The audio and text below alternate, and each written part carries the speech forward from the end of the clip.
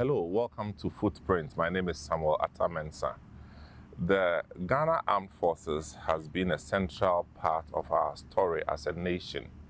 And many times, the story of the Ghana Armed Forces have been hidden behind the experiences of the past 3 or 4 decades.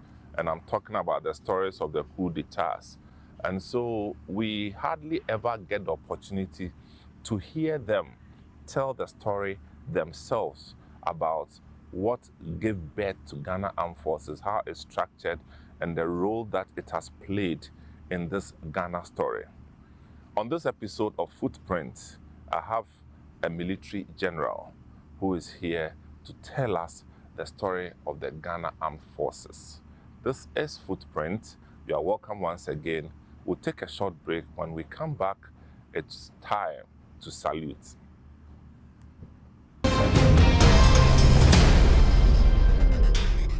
Welcome back. This is Footprint, and like I said, it's a military time. And I have Brigadier General James Hagan. I salute you, sir. Thank you very much, sir. Welcome to the program. Brigadier General, what does that mean, sir? To be a Brigadier General, it means you have served in the service for at least 30 years before you are promoted a Brigadier General. 30 years? 30 years. Hey! No, say that. You must have been 30 years. 30 years in service. Before you qualified. And then for a graduate, 28 years. But that's very close. That's a whole generation. That is it. It's a generation. No wonder not many people get to that point. Yes. So that suggests that you've been there for more than 30 years. I've been there for more than 30 years. How many years, if you care to? If I should add military academy, that would be 33 years. 33 years? But for commission service, yeah, I'm now 31 years. 31 years. Wow.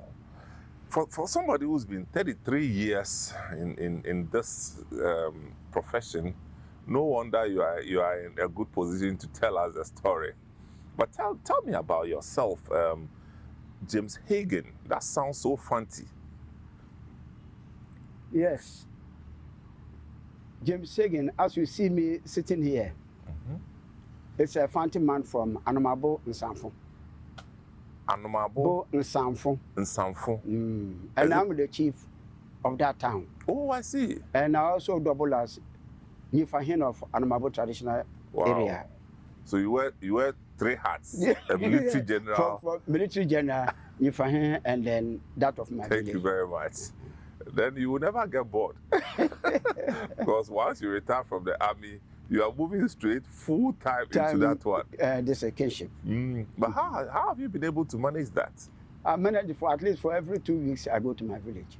Wow. So whatever is happening there, I also have some of my elders there who feed me every morning. They give me information of what is happening in the village. That's in Nsamankow. And then you go for traditional council meeting at Nsamankow. Wow. You were born there? I was born in Accra here. And then educated at Addis Ababa College. Oh, you went to Adisco? Which years? That's from 1978 to 83. Then 83 to 85. Oh, wow. So Form 1 to 6th Form. Oh, so you are full Adisco. Full-blooded Santa Clausian. But those days, Adisco people were very dark, but you are not too dark. At least we are further than August School and Infantry Film School. Okay, they have heard you. Oh, that's interesting. So from Adisco, Addis Ababa College, but where did you do your primary education again? I did my primary education at Asen Praso. Okay. Asen Praso Local Authority Primary. Then part of the middle school. Then I continued at Akrodie Local Authority Methodist Middle School near Gorso. You remember the names? Yes. But these are names that don't come to you easily. What? Akrodie? Akrodie is on near the map? Gorso. It's a town, Ashanti town. Oh, I see. Never heard. And I like that town than even my own village. You will? Because there's few years I spent there, I felt like I was a native from that time. Wow. Very, very nice people. Wow. Akrodie. Akrodie. We'll look for the Akrodie very soon. In from the Goso area. It's 15 kilometers away. Towards where? If you go straight, it turns you to Imem. Then you go west. You go about 5 kilometers. Then Akrodie Road is to the right, and Kukum Road is to the left. Oh, okay. You take the right one, 12 kilometers to Akrodie. That's a military man talking. You see what precision is about. 5 kilometers, 12 kilometers. An ordinary Ghanaian man, go straight. You see a pole. When you see the pole, ask a certain man standing there, whether the man is standing there, what is that? Okay, and then, so at this school? From Adisco, I went to University of Ghana. Oh, good. So you went to Adisco, you left Adisco which year again? I left Adisco 85. 85. As a sixth form. Sixth form. Do you remember some of your Adisco mates who are in public life that we should know? I can mention their names, but one is Dr. Obokan, Electricity Company of Ghana. Oh, okay. He's one of my mates. We're in the same classroom. Oh, okay. Majority of them are outside the country. Outside the country. They also ran away. They couldn't tarry. So this is... And my senior is Kennedy in Japan. Oh, Kennedy was your senior? Yes, sir. Oh, okay. And Katie Hammond. Katie Hammond. Tahiru. He came for sixth form, right? He came for sixth form. Yeah. And MP for Adansi Asuka. Thank you very much. He was my table head. Katie Hammond, table head. So they control the food before the food will be served. You can't joke on the table. Thank you very much. Nobody from outside can come and misbehave on our table. Katie will cane you. You remember the school he came from, or you don't remember that? He came from T.I. Ahmadiyya Kumasi. Is it Kumasi or his hometown? T.I. But it was T.I. Ahmadiyya. Yeah, I think his hometown, Ahmadiyya. Gumwapotin or where? Yeah, in it's actually that area. Yeah, that's what I know. But, okay. Yeah. Okay. Because I think he comes from there as well. Oh, okay. Yeah. Anyway, so leaving at Disco, going to University of Ghana, at which point did you decide to go into the army? After graduation in 1989, I did 1 year national service. Where did you do your service? At Doma Abu, near Doma Hinkro. You are brave. You at that time you could go to Doma Hinkro. Doma Abu. Abu, not even Doma Hinkro, which we all know. That was they were then establishing a secondary school there for the first time. So I was among the first tutors who went there. Lovely. And what were you teaching? I was teaching geography and history. Great. So how did you make that decision to go into the Ghana Army or Ghana Armed Forces? It was from infancy. You had always wanted to be? Always in class 1. So at this school you were in the cadets? Yes. Who else was in the cadets? Oh, I have my CSM Hammond. Unfortunately, he's late. Passed. Okay. And then CSM Agri. And then CSM Asan. All right. A whole lot. These are all fancy guys. They are. Hammond was from Sopon. Very close to me. Okay. Nice. Okay, so your entry into the Ghana Army, which year was this? It was in 1990. 1990. 90, the intake. You call it intake, right? Intake 32. Wow. So this is the after post-university, so it will be the officer's course, right? Yes. And describe what it means when you come from, at the time when you enter from O-level, where you enter from when you go from sixth form and when you go from university. How was it like? At my time, military academy was not accepting O-levels. It was A-levels and graduate. Okay. And I was a graduate. Okay. So that was for the academy. I remember. We spent 22 months there in academy. I remember as a kid, I attended school at the, we call it complex, the military schools in 4BN, okay. Kumasi. And we used to have a military a wing of training. We used to call them boys' company. Who were they? Boys' company? They were very young chaps from middle 13 school to 17 from middle school. Also, they recruited and trained. I think some of them were getting either 3 or 4 years training. Oh. And they were exceptionally good. Boys' company? Boys' company. I came and met some of them in the system. I wanted to be one of them. And they could compete with officers. Thank you. And sometimes they beat some of the officers. Wow. But I wanted to be one of them because I like their dressing. That's the only thing I liked. So I used to wear their shoes, the military shoe to school. But I didn't think I had what it took to. So you stopped that type of intake? Now that one has been stopped. Oh, they stopped. And so they don't take people from that age for that sort of military training. Okay. So now what does it take to enter the army now? Now for the armed forces, we have other ranks and officers. For other rank, you need SSCE certificate. Okay. And for the officer corps, you need a tertiary degree. Not a diploma? Diploma, sometimes it is accepted. Diploma, bachelor's or master's. Okay. If you can come with even a PhD, we shall gladly accept you. So people come in with PhDs? No. Okay. But people come up to with master's program. And they are made to start from scratch. You will start. Those with masters, sometimes they come for short service commission. Okay. So tell me, what's the difference? Long service, short service, what's the difference? The regular, we call the regular career course. That one currently, it takes 18 months. All right. Our time, it was 22 months. 22 months, yes. But the short service course takes 6 months. Okay. Maximum 7.5. You've graduated. Right. Okay, so is the short service the one that is mostly for professionals? That one is for professionals. So people in Doctors, the medical field and engineers, lawyers, and so on. Okay. But when they graduate and they pass out, is there any difference in how they are referred to? Oh, you are commissioned either a lieutenant or a captain. And once you are commissioned captain, whether you you captain.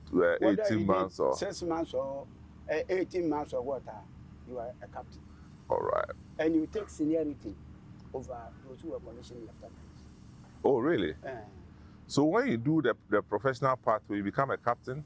Is that what you said? For example, law school.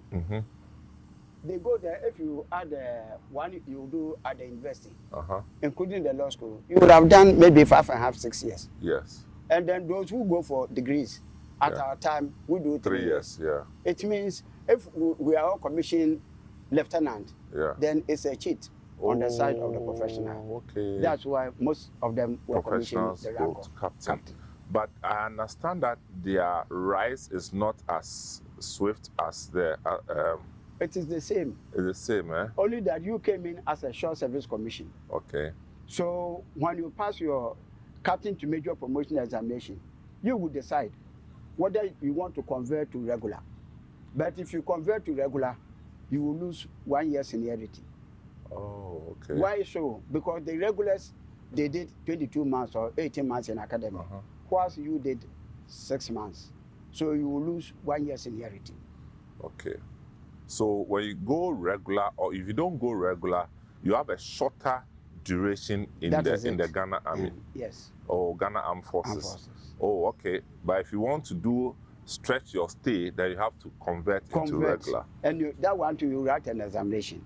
Oh, when you pass, then CDS has the power to regularize your profession for Wow. These are things we didn't know. Okay, so Ghana Armed Forces, as you know, we would want to talk about how it all started and, you know, the whole story about Ghana Armed Forces. But given that you have, you yourself, you've experienced it and lived it, what is it that makes Ghana Armed Forces, if you like, a preferable choice for these peacekeeping things across the globe? It is professionalism. But have you been on peacekeeping missions yourself? So many times myself. Where and I've where been commanding officer. Oh, at that level? You know, see Gamba 12, Cote d'Ivoire. When was that? Oh, that was in 2009, 2010. Uh-huh. Then I was commanding officer, United Nations mission in Liberia, 2013. 2012, 2013. This is Unimil, right? UNMIL. UNMIL. Mm-hmm. But which one? There was something called Unimil too. No, we have UNMIL, we have UNAMSIL. UNAMSIL, yes, UNAMSIL is Sierra Leone, yes. And then you have UNOSI. UNOSI. That is Cote d'Ivoire. Wow. So yours is UNMIL. UNMIL. UNMIL. Uh-huh. Okay. And then UNOSI. Mm-hmm. I was commanding officer. Wow. How was that? It is very nice. Really? You get to know soldiers' character better in mission areas than here. But they are nice people. They are. But they like to blow time. Soldiers. Yes. Peacekeeping mission areas. Yes, please. No. Really? They don't do that. Oh. There was a day, it was an Independence Day in Cote d'Ivoire. Ghana's Independence Day, 6th March. That day I said nobody should be at the gate. The gate is open. Those of you who want to go to town, go. It is permission granted by me. You can go, but don't go and cause trouble. Uh-huh. If you cause trouble, I will open the book for you. I opened the gates down and nobody went out. Oh, really? Maybe you didn't see because of your rank. No. Because anytime we have Deba, I talk to them on the need to save money to go and better the life of the people. Then I'll report them. The ones I saw UNAMSIL in Sierra Leone.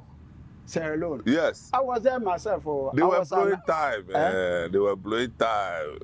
And UNAMSIL? Yes. Oh, the Gamba I went with, UNAMSIL Gamba 4. Which year is this? That was 2001. 2001, 2002. No, I was there. And my CEO was Lieutenant Colonel Ayamdo. Yes. I was there. I was there at the same time, and they used to go to the club there, the club.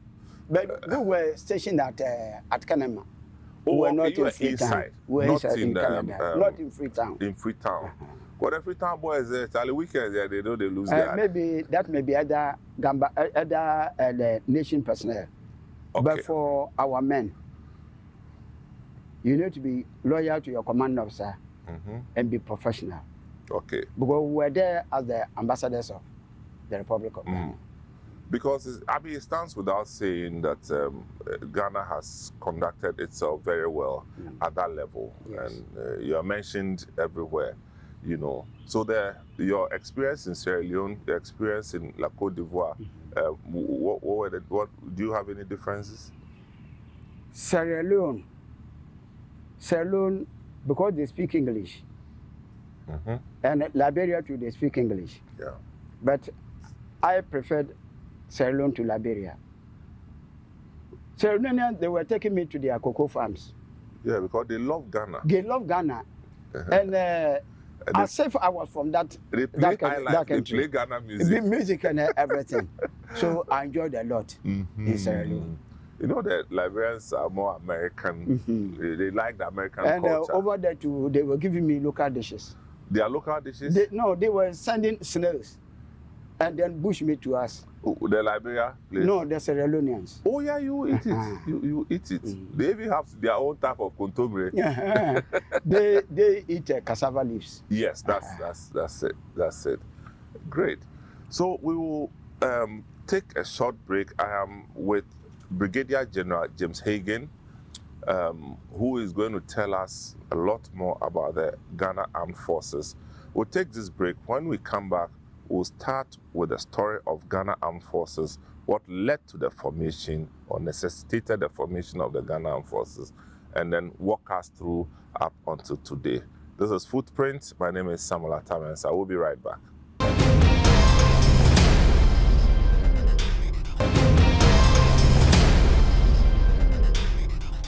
Welcome back. This is Footprint, and my guest today is Brigadier General James Hagan. And he's a general in the Ghana Armed Forces, and he's also a chief from the Central Region. So you see how you can combine the two. But no doubt, with a person with this track record in the army, no doubt that his leadership skills will really come to the fore as a chief, So we will allow him to tell us the story properly. So the Ghana Armed Forces, hitherto we had the British people controlling the army and all those. Can you tell us how it all began?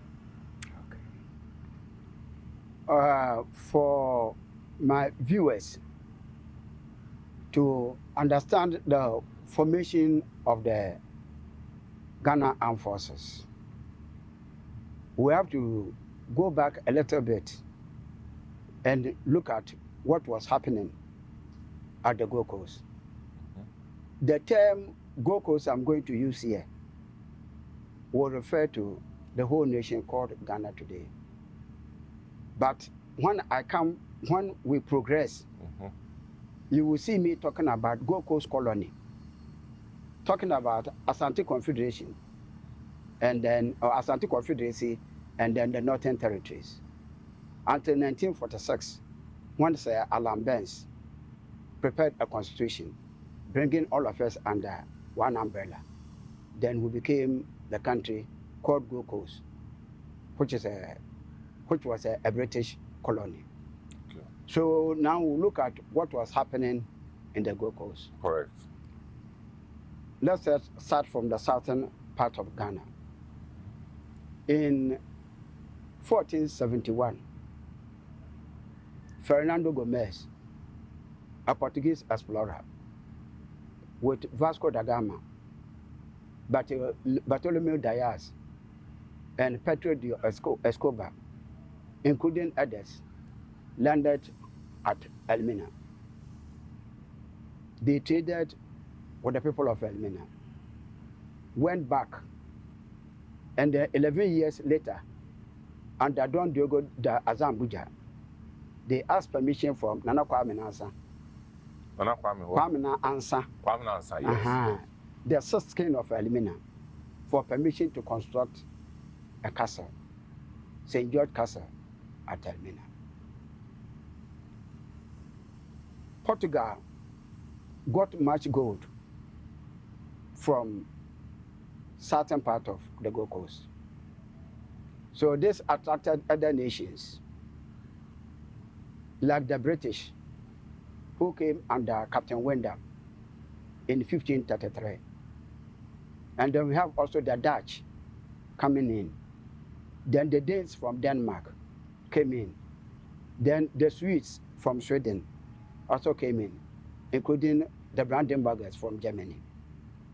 And these European nations established forts and castles along the coast. And their main purpose for the trade initially was gold, until the slave trade came in. When Gonçalves, that Portuguese explorer, decided to send 10 Africans to Portugal to be trained as slaves. As what? As priests. But later, they came in for more men and sent them to the Americas to be used as slaves. It was at this same period that Denchira State, the Kingdom of Denchira, emerged north of Cape Coast. And you remember Denchira was powerful then, that it was controlling Ashanti. And Ashantis fought for their war of independence against the Denchiras from 1700 to 1701. And Osei Tutu and the chief priest Konfanoti. So they conquered the Denchiras and took the note, in all their forts that they built along the coast. They had something they called notes, which is given to the chief of that town. So that based on the agreement reached, the MOU reached, they will pay a certain amount of gold to the chief of that town. So the Ashantis conquered Denchira. Denchira had then defeated Elmina, and the note was in the possession of Denchira. So the Ashantis took it and started trading with them. And you remember when Asante Osei Tutu died in 1717, And Opokuwari became king in 1720. He embarked upon wars of expansion. He went to Techiman 1722, conquered it. He was in Achem 1732. Ekwapim was not spared. 1740 he was in Gonja. By 1742 he was in Dagomba. Jama, Kong, and some parts of Cote d'Ivoire were all conquered. Then the Ashanti started trading with the Europeans at the coast. And they were even trying to control the whites. So the whites decided that let us form a group of people, locals, who should be armed to protect us. So they got a group of people, locals, and then armed them.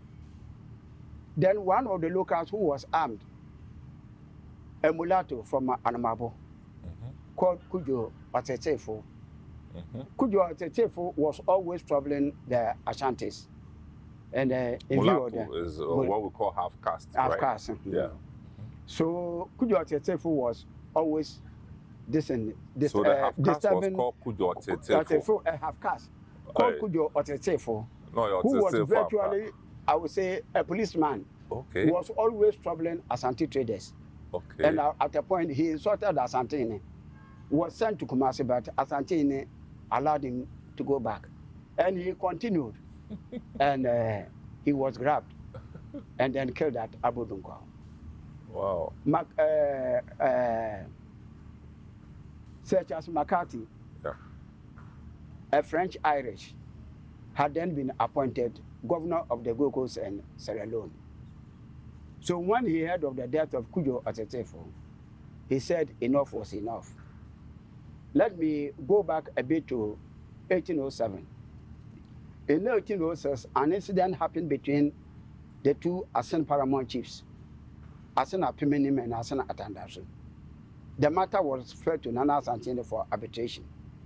But the messengers sent to Asen Atandasu, Asandasu chief grabbed them, cut off their hands, and then sent them back to Kumasi. Say that again? They grabbed them, cut off their hands, and sent them back to Kumasi. Asen what? Asen Atandasu. Atandasu. That's what we call Yankumasi Ahinkro or Fanti Yankumasi. Oh, that used to be an Asen. That is Asen Atandasu.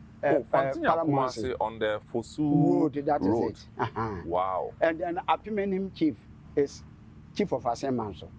So Asen Manso used to be Apimenim. Apimenim, it is still Apimenim Traditional Council. Okay, we don't know and that. And then we have the Atandasu Traditional Council. All right. So what the Atandasu chief did, and get the Asantini. So he moved his roof, crossed River Pra, and entered Yankumasi. Then the Atandasu chief ran away to Isikuma, your village. Unfortunately, fortunately on that part, the Fanti chief were having a meeting there. So Asantini requested that he has no business with Fanti. They should give him Kojo Otibo and Kokua Kutai. That's all. And they refused. And he took Ejumako. And the two chiefs fled to Anamabo. Oh, he took my place? He conquered Ejumako straight away.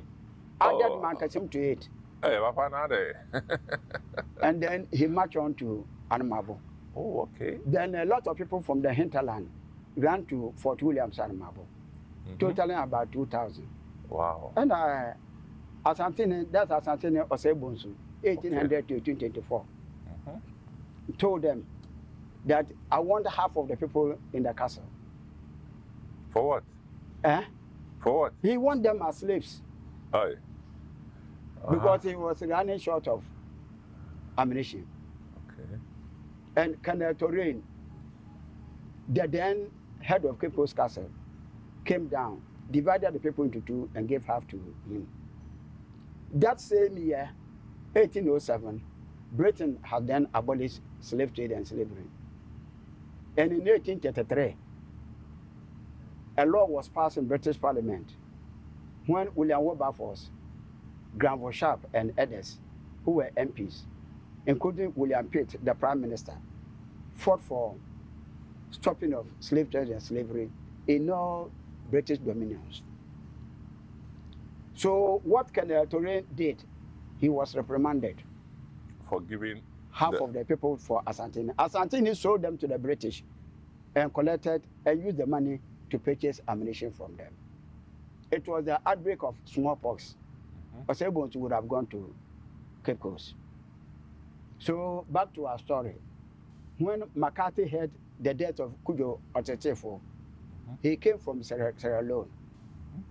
It was said by Confucius that know the enemy, know the ground, and your victory will not be endangered. He didn't read what was written by the Chinese philosophers. So he came down, first landed at Disco. From there, he came to Sekandi, to Commander, Cape Coast, and Anmabo, telling them that he was going to defeat Asante and that he would move inside to the interior of the country to go and defeat them. So immediately he came, he formed a militia known as Royal African Colonial Corps of Light Infantry. I repeat, Royal African Colonial Corps of Light Infantry, which was made up of 3 companies. Let's just take a company to be around 150 men. And these people, he clothed them, armed them, without knowing the terrain he was going to fight. And then the people he was going to fight with, the tactics they used and everything.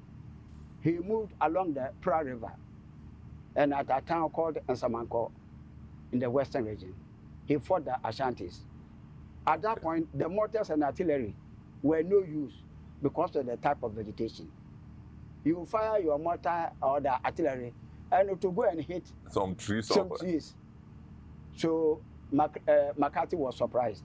So this is what we refer to as the Battle of Nsamankow. Battle of Nsamankow, that is it. And the Royal African Colonial Corps of Light Infantry he formed can be described as the beginning of the Ghana Armed Forces. Wow. And throughout the whole of West Africa, it was in the Gold Coast that a force of that was first formed. So the Ghana Armed Forces can pride itself on being the foremost military institution in the entire West African region. Wow. This is rich history that interesting how it's connected to all the events that happened within that period. But tell me, so with the formation of the force and then leading up to the Battle of Nsamankow, what then became of this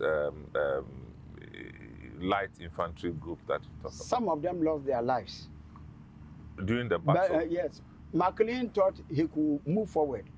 He left majority of them behind.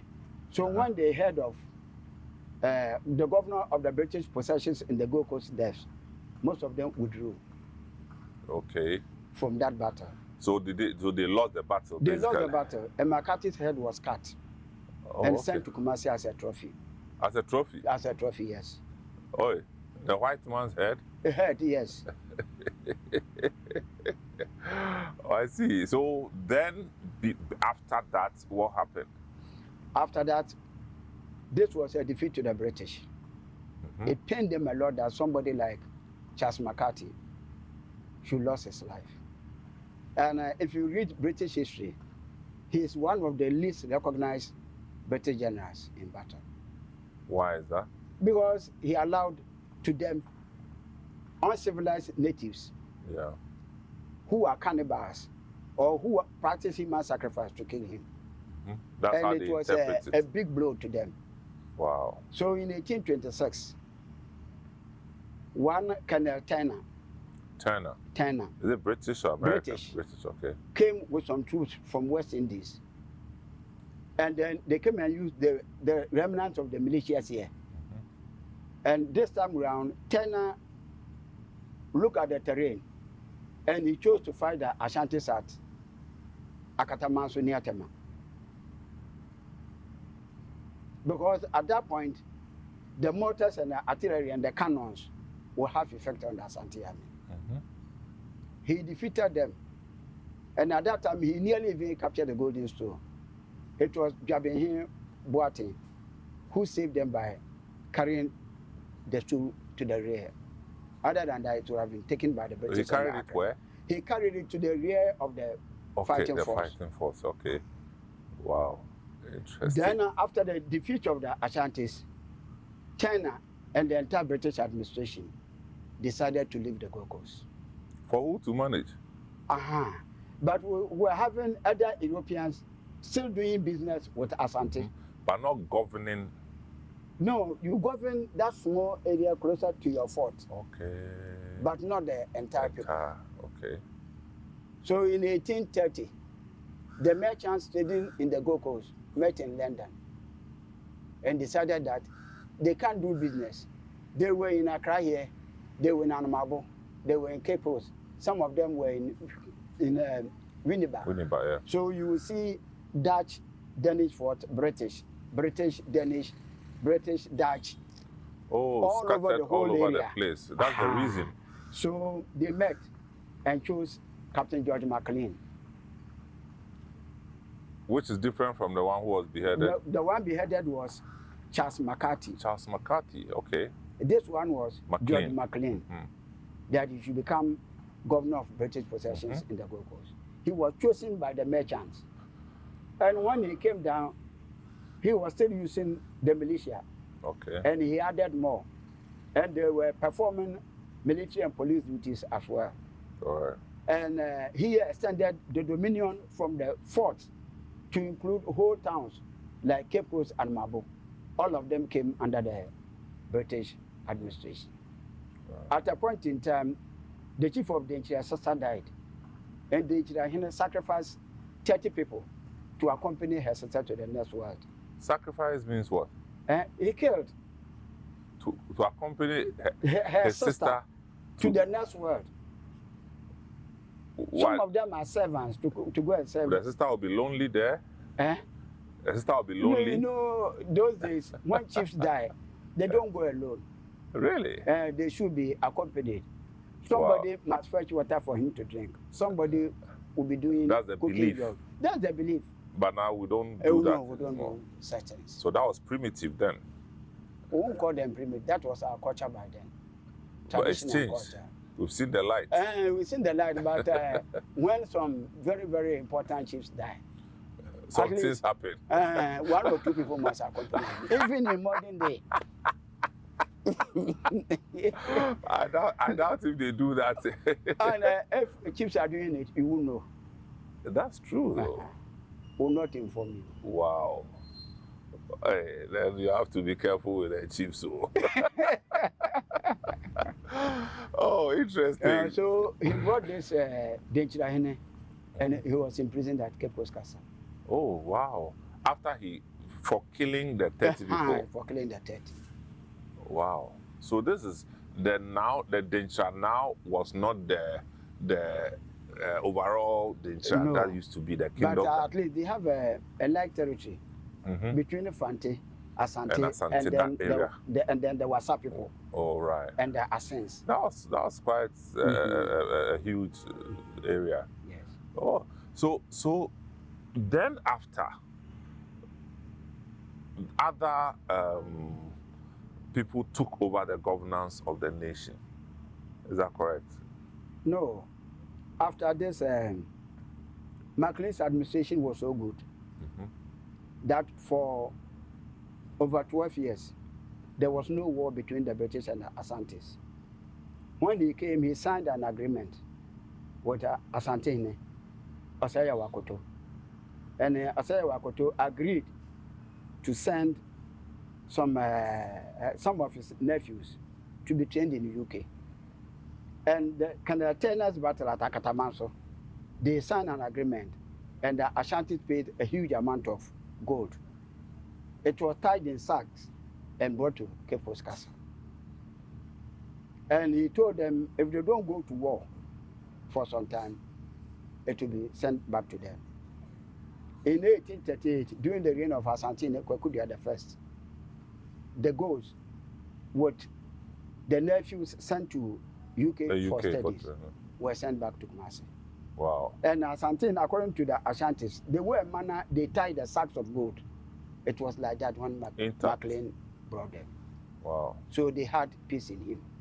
And there was peace in the Gold Coast, and trade was moving on very well. So the British government decided to come back and take the administration of British possessions in the Gold Coast once again. So in 1843, Commander J.W. Hill was appointed governor of the Gold Coast. And then when he came, he saw the need to sign. McLean became his judicial assessor, his chief advisor. McLean was a lawyer by trade. Oh, okay. So he advised him.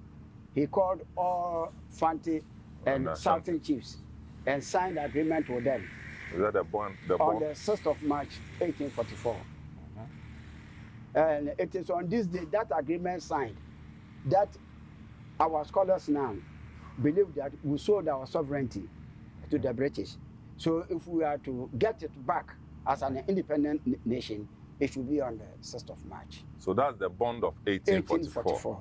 Thank you. So here we have Brigadier General James Hagan, and he's taking us through what actually necessitated the formation of the Ghana Armed Forces. And this is rich history that, I mean, those of us who are not history students, I mean, a lot of the names we've heard before in our history lessons, but how to connect them to the issues, we were actually at a loss. We'll take a short break, and when we come back, we'll draw closer to modern day and see how today's Ghana Armed Forces started. This is Footprint. We'll be right back.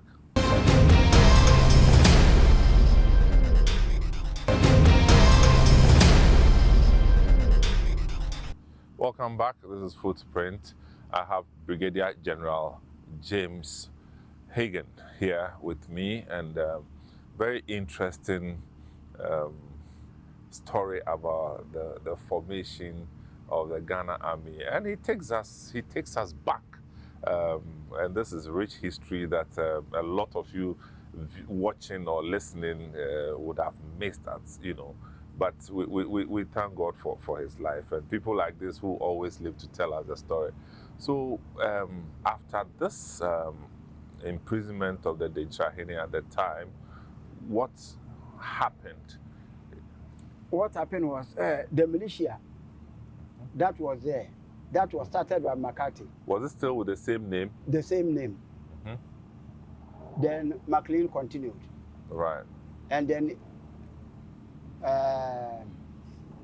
the next governor, that's Commander Hill, also continued, went through transformation.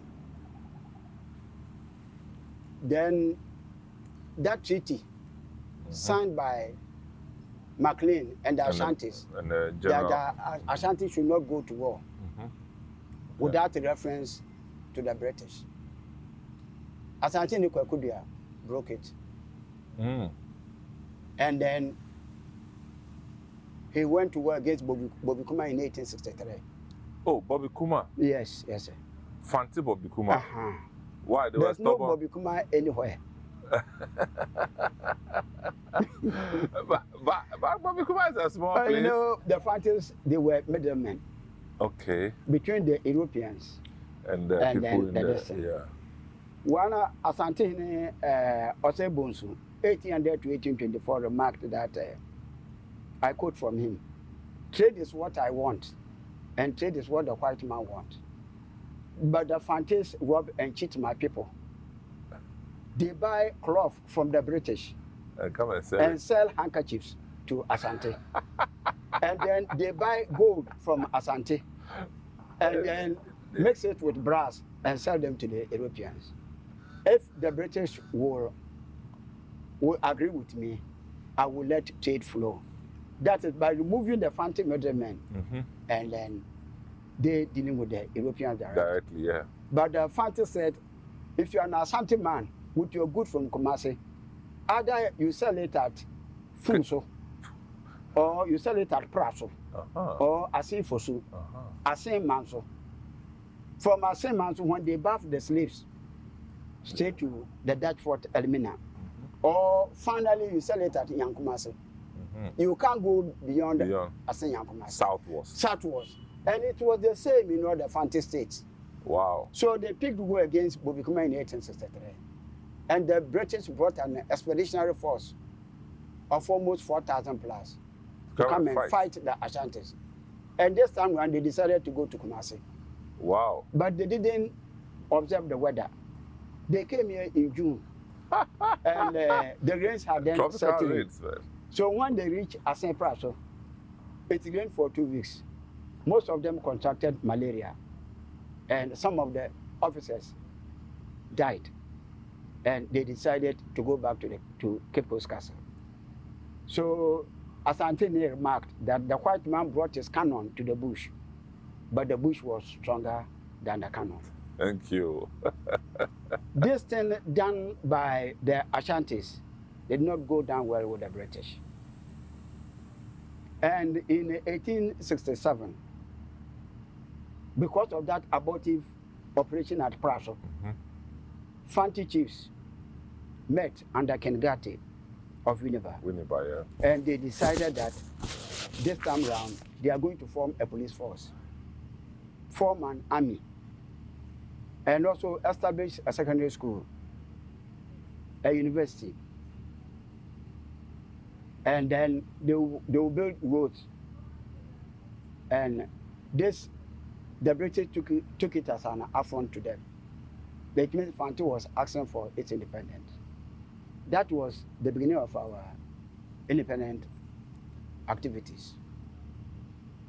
Some people don't recognize the effort of the Fanti chiefs. At the school, they said they were going to establish. That is Infanti Primary School. Infanti Apin. Wow. That's Infanti Primary School over there. So that was the school that they met to discuss. Discuss and the plan that we should have. So it was, you can say that it was a Fanti agenda at the time. At that time. And that's what gave birth to the name Infanti Pim. So it's actually Infanti Apim. Okay. Never heard this before. So when this thing came, in 1868, the British met the Dutch. Let me go back to 1850. By 1850, we have 3 Europeans, the Danes, the Dutch, and the British. They were all here. They were here. Operating business. In the Gold Coast at that time. But the Danes decided that trade was not too profitable. And Denmark abolished slave trade in 1793. So, and the gold was not flowing like at first. The Ashantis were sending everything to the Dutch at Elmina. So they sold their forts and castles to the British in 1850 and left. In 1850? And Great Britain became, apart from the Dutch, was controlling the whole of the Gold Coast. But for the Dutch at Elmina. But were they controlling the Ashantis as well? No. Okay. I'm talking about the southern part of the Gold Coast. Then they met in 1868, the British and the Dutch, and decided that they were going to choose River Surowi. River what? Surowi. Surowi. Where is after that? Cape Coast Castle, you are going to Elmina. You see a stream. Oh, that's one. You see a stream. That joins the sea. Where they built, what do I call it? Sea defense. Yeah. They chose that stream. And instead of pronouncing Surowi, they were pronouncing it River Sweet. River what? Sweet. You Of know, course. British are like Ashantis. Yeah. Ashantis cannot pronounce any name very well. Once the name is as soon as the Ashanti name, the British are also like that. They say I'm gonna go. I don't even understand this. You can correct them 1,000 times. No. They say I'm gonna go. So the British called it River Sweet. And then they decided that all Dutch forts to the east of River Sweet should come under British administration, headquartered at Cape Coast Castle. And then all British forts to the west of River Sweet will come under the Dutch, headquartered at Elmina Castle. Oh, still Elmina, okay. Then the Fanti chiefs met and said that if it is so, it means Fanti country had been divided into 2. Yeah. Because Fanti country, it goes up to the River Pra. So they started picking up fights commander people started fighting the Dutch. And then in 1872, the Dutch also sold their possession to the British and left the Gold Coast. So in 1872, the British became the sole owners of the forts and castles in the Gold Coast. When this thing, I told you already, Asante had the note to Elmina Castle. Yeah. So they say the British cannot buy Elmina Castle without a reference to them. Because by having the note, it means they are the owners of the castle. Yeah. So in 1872, they attacked. And Asante Nsamankow told Nana Asante Kofi Kakari that he will bring the walls of Cape Coast Castle to Kumasi. That battle should have gone to another general, but Nsamankow lobbied and was given to him. And he became so powerful that he constructed his own road from Asinfosu to Abakrampa. And they carry him in a palanquin. On the way from Asinfosu to Cape Coast. They carried him from in a palanquin from Asinfosu to Cape Coast. Oh, yeah. You can imagine how powerful Nsamankow was at that time. But he tried so many times. He couldn't breach the walls of Cape Coast Castle. Why? The cannons were at work. Oh, okay. And the Cape Coasters were on the side of the British. Okay. So they were fighting. They defeated the Ashantis. All right. And because of this, the British government decided that let us punish Asante once and for all. So the best of all the British generals, Sir Hagan was sent to the Gold Coast. He came with 12,000 men. What? From UK, West Indies, and some from Sierra Leone and other nations. All of them came here. They came and they added to the militias existing on the ground. And he brought Lagos constabulary troops from Nigeria. From Nigeria? In 1865, here was a British captain coming down with Clapperton and Denham on the Niger. With what? Clapperton. Except that was a white man's name. And then Denham. And they had a shipwreck on the river Niger. So he bought a horse and started moving down towards the coast. At that time, there were so many wars in Yoruba land, and so many people had been taken as slaves. Yeah. So he bought the slaves, armed them, clothed them, and then fed them. They are the Glover houses or Lagos Constabulary that I'm talking about. So they also came down to the Gold Coast. And in November 1873, they set off to Kumasi. He came with engineers. He came with signalers that as they were moving, they were constructing wood, laying telegraph lines. Wow. From Cape Coast Castle. For communication. For communication. So he crossed the Pra when the river was at low tide, just like how it is today. They crossed, and the first engagement with the Ashantis was at Amuafune Asante Bekwai. Ashantis were pushed back, defeated, and then Menchia was ransacked. And he retreated from there to Fomena, Adanse Fomena. And then another batch of the troops, they went through Axim. And then when they reached the parallel of Kumasi, they moved eastwards. Eastwards, yeah. And then they also came in and added more casualties to the Ashantis. Then the Glover houses, they operated along the Volta River. Oy. When they reached the parallel of Kumasi, they also moved west. And they too came and did their own thing. So the Ashantis were forced to come and sign the Treaty of Fomena 1874. And they agreed to pay 50,000 ounces of gold. And that Asante will not go to war without informing the British. And that slave trade should be abolished. slavery cannot go on. And then pioneering, let's say I'm owing you money. I can't pay, so I send my child to come and stay with you. Yeah. That one too was also, that was also abolished. Because we had some pawn slaves in the process. Wow. And then all the tributary states under Asante were to be including Achim, Ekwapim, Techiman, part of Accra, Denchira. Which part of Accra would this be? Part of Accra. Yeah. Were under the Asantes. Like and where? Then, you remember like where? Like this, what do I call it? Jamestown, Labadi areas. They all had their independence from Ashanti 1873 campaign. Ghana to Osile. Wow. Including the Wasa were also liberated. The Asen and Adanse were also liberated. But the Adanses, they decided that they were then part of the Asante Kingdom. Thank you very much, Brigadier General James Hagan.